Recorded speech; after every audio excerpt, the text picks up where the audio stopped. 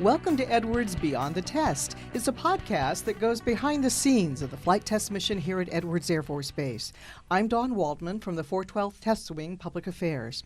I'm happy to introduce our special guest, Mr. Nicholas Perry, who is a computer engineer that's working at the 412th Range Squadron. Nick, welcome to our program. Good morning, Dawn. Thanks for having me. You're welcome. I know you're very busy over there at the 412th Range Squadron.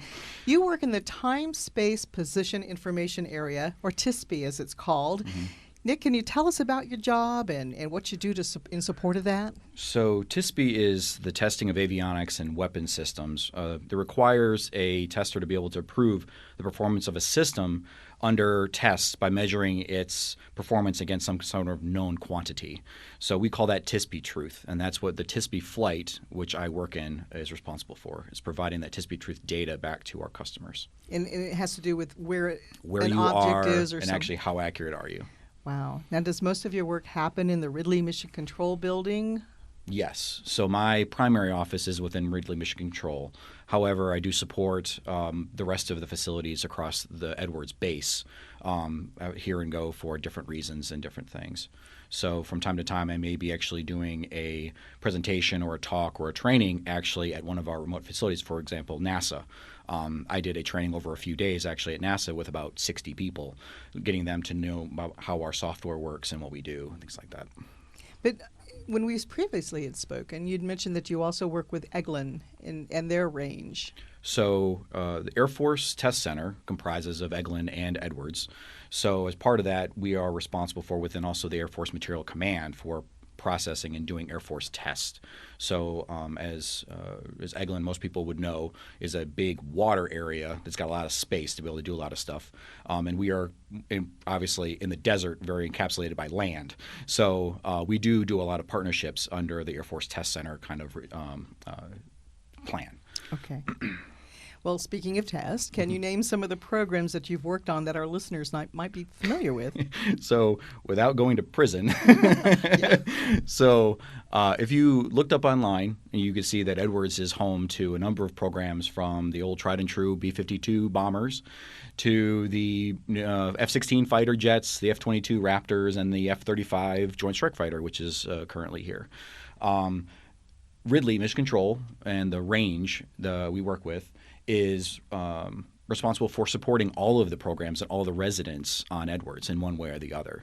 So we sort of touch everybody who is here in one way or the other. Whether or not if you are even a commercial, Boeing has come in and done Dreamliner tests because we have a huge runway. And a number of programs, BMW comes in because they have a lot of space. They can do a lot of other things. So companies have the ability to come in and use our facilities because of where we're situated.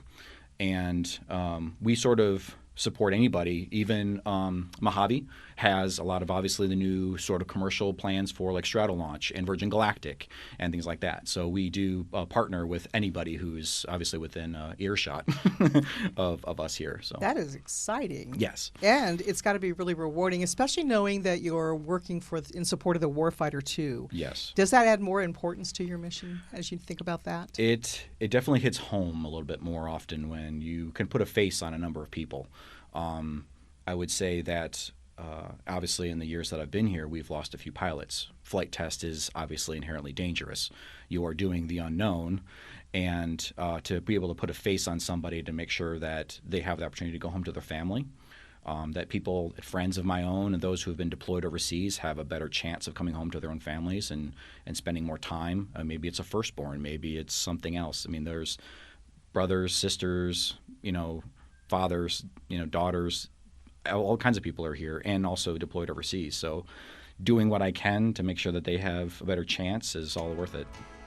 Okay, so when we come back, we're going to learn how that last recession and lack of jobs led to a cross-country journey and a new beginning. Welcome back to Edwards Beyond the Test. Today we're talking with Mr. Nick Perry, who is a computer engineer for the 412th Range Squadron here at Edwards Air Force Base.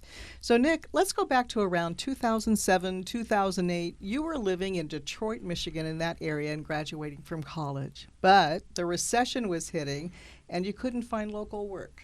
Yeah, so 2008, Detroit was actually in pretty bad shape. a majority of the population, especially with the automakers and the bankruptcy calls, things like that, was hitting hard. I had a number of neighbors who were putting their homes on the market and were underwater on their mortgages, and it was a little scary even at home from time to time, not knowing whether or not if I was going to get a phone call saying, hey, by the way, Dad got let off for work or something else has gone wrong. But at the same time, knew, hopefully, if nothing else behind me, trying to forge a new path forward. I went to a couple of job fairs around the Detroit area, and with everybody else that was also out of a job, it was you're 1 in 10,000 people that's trying to find work. And for some of them who have 20 years or so experience, you're fighting against an uphill battle. So after a couple failed job fairs, I actually told my parents, I have to look wider. I have to throw a bigger net, and I have to be able to relocate anywhere. And luckily, I'd moved around a few times as a kid, so I'd never been too scared of kind of uprooting and moving on and starting someplace new and making new friends and things like that. So I put out my resume for school everywhere I could, on Monster.com and all those other places, and was like willing to relocate nationwide. And I got a phone call from my former boss now, asking to talk about what I was doing with school and what I was looking for and a bunch of other things. And I was obviously terrified and nervous on the phone call, but talked to my parents and said, I don't know if I bombed that. I don't know whether or not that was good or not. You're kind of like, okay, that's it. And then it was quiet and nothing. And then all of a sudden, about a month or so later, I was in the garage with my mother, cleaning out the garage. It was for some reason, warm early spring, and the package was sitting on the front doorstep, and went up and picked it up, and it was mailed to me.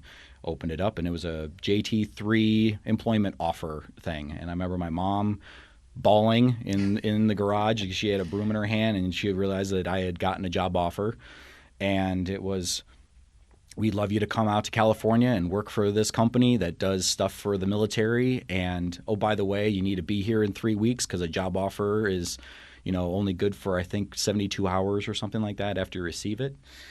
And I told my parents, I said, I got to take it. I got to go. So I called the HR office and told them, yes, I'll take it. And the lady was shocked that I already got it, but I told her, yes, I'll be there. And just this is the start. I'm moving. I'm gone. So that was kind of bittersweet too, because you're very close to your family. Yes. So your dad drove with you to come out here. Yeah. So it was one of those kind of everything that possibly could be going on at the same time. So my sister also, who I'm luckily to be very close with, was pregnant with my niece, and she was just about actually to enter labor days later. So my niece was born, and we had to deal with that whole thing, and then had to find an apartment and everything else. Drove out to see my niece for the first time. Got to hold her for a day. Spent the night with my sister, and the following morning got up, got in a car, drove from her house to Chicago to pick up my father, who was at a business conference in Chicago. He ran into a McDonald's to change out of his business suit into a set of jeans and a sweatshirt, threw the rest of his stuff and locked his car at the office. We jumped in my very old car and drove across the country together, and actually even through a snowstorm in Colorado. It was late February, and we caught in a mini blizzard in the mountains going through the Rockies, and got to Vegas finally after realizing we needed to stop probably and sleep. Slept in a hotel for a few hours, and then got up the following 6 a.m. or something like that and made the final trek into Antelope Valley. Wow. So going from an expected career with the big three automakers to working for the Air Force in flight test. We'll talk about that in a moment. Welcome back to Edwards Beyond the Test. Today we're talking with Mr. Nick Perry, a computer engineer with the 412th Range Squadron. So when you arrived to work at Edwards 10 years ago, what did you find yourself in the midst of? It was a lot. Getting out here and kind of absorbing everything that was going on was definitely a shock. And shortly after I got here, I found out that there was going to be the big air show back in '09, which I had never been to a big air show like that before. So we were talking, all right, we're going to this air show. This is going to be a big blowout. And actually, a few months later after I arrived here, so that was probably midsummer or so of '09, I received a phone call from my father that he had been diagnosed with cancer. So that's a tough call to get. That was heartbreaking. I didn't know if I could drive home. Unfortunately, since I can't have my phone at work, I get some of those messages at the end of my day. I get my phone and I go check my voicemails and see what I've missed during the day. I get a phone call from my father saying that they found something when he was going in for a regular checkup, and I nearly collapsed to the ground outside of my building because there is that I left, and now I've maybe missed the chance for that last little time with my father, which is, kind of terrifying. My dad, though, made me a promise that he was going to go through this and he was going to make it, and that he was going to be there at the air show, and that was his promise he made to me. And sure enough, that October, my father, one of our best friends who I consider an uncle at this point in time, Jim, and my uncle Dave brought him out here, whether or not he was going to be happy or not, in pain or whatever it is, and they brought him out here, and we went to that air show, and we sat out underneath that B-52 tail watching planes flying by, and I had a blast and an amazing experience. There was 200 and some thousand people here or we something. Had a crowd. It was yes. ridiculous. So, but let's fast forward. Dad's doing better. Yes, Dad's still here. And he's coming out for the 2020 air show? Yeah, next year again. So another decade we've had. So this is going to be a big one, I hope. And the return also, they're going to be doing now every other year, looks like, with Fox Field. So that will be really nice to see that there will be a return of public interest also for the Air Force out here. So, Nick, let's fast forward to today. Do you find that there's a new emphasis on forward thinking, innovation, collaboration compared to 10 years ago? Yes, I definitely think there is a drive for people that are willing to sometimes think outside the box. Obviously, it's a cliche, but you need sometimes for people to kind of take you out of what you've been going down the same path for so long, and you want an alternative view. You need a new set of eyes on something to be able to fix a problem sometimes. Like, you can't always see your own problems. So having that sort of collaborative environment is always good. Sometimes it's just an innovative idea of something that you have the hardworking people that built technology 20, 30 years ago that I'm still using. You're like, make the next leg of people that are going to do the same that'll last you for another 30 years. So you want that new blood to kind of come in and step in where it was and say, look, this is what we did before. Can we do it better the next time? And I definitely think that's been a benefit for both myself and a lot of others here. So at this point in your very exciting career, what's next? What's on tap for you next? So actually, I will be starting my master's degree in electrical engineering in January, which is both exciting and also a little terrifying. But in hopes of coming across a new idea, a new capability, or be able to help somebody else solve a problem that they've come up with, and hopefully develop or be at least support the next thing that we have to do, or the next maybe it's the next secret thing that comes out maybe 20, 30 years from now. I don't know. Okay. But be a part of it. Be fun. Well, before I let you go, Nick, tell us, what is it that makes you excited about working at the center of the Aerospace Testing Universe? It's all the stuff I can't tell you is actually it's the best parts. There's definitely never a dull day out here. If you come out to Edwards to work and you want to do something, there is very little that you can not do. And if you want to get more into avionics, if you want to get into aerospace, propulsion, or whatever it is, you can do so out here. And there's somebody that would be like, yes, I want those go-getters, those driven people, those people that want to do more. If you come out here and you're bored, you're not doing something right. You're sitting around, and that's not who the people that we want out here. You want the folks that are willing to be like, hey, I don't care. I want to get this to work. And that's the exciting part, is because you find a lot of people that are in that same mindset of get it working no matter the cost. Like, you got to get this to work, because there may be a case where you're like, there may be somebody's life on the line down the road. You don't know. But it's always going to be a mystery, and it'll always be the next, who knows, 20 years from now, and they're like, yeah, they were doing this stuff out at Edwards back in 2004, 2005. You're like, yeah, maybe. I don't know. So.